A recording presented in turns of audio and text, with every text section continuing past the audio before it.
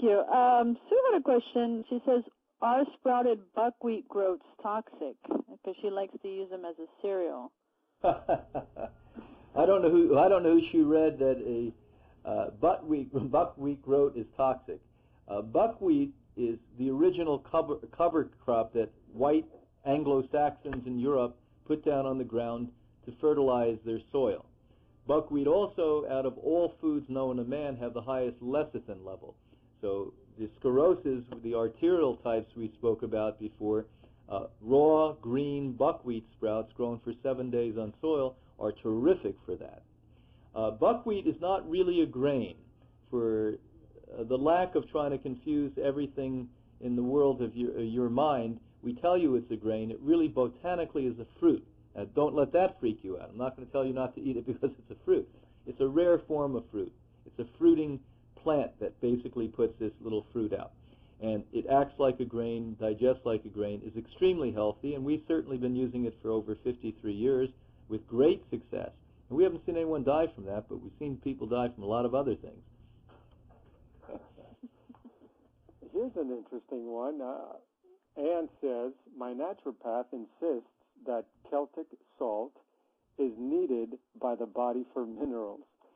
Also, it is good to draw out toxins such as heavy metals like arsenic and mercury. Is this true? And if so, how much do you recommend that one should take daily? Well, number one, your naturopath better go back to school and take basic science again, because sodium chloride is what salt is, table salt is. Now, if I said, should you take table salt? I'm sure he'd say, no, don't take table salt. Celtic salt is about 71 to 74% sodium chloride. Now, how are you going to talk out of two sides of your mouth? How are you going to tell me that table salt's bad but Celtic salt's good when it's over 70% the same exact thing with a few other minerals flowing into it and things like that? I mean, come on. This is the problem in the field of so-called natural health care. There's no basis of rationale in it. And you listeners that are not steeped in science are victimized by these people. Would I think sodium is a great way to detoxify the body? The only way sodium does that is organic sodium. That's where a plant's root goes down and converts sodium chloride and other forms of non-organic sodium into usable organic forms.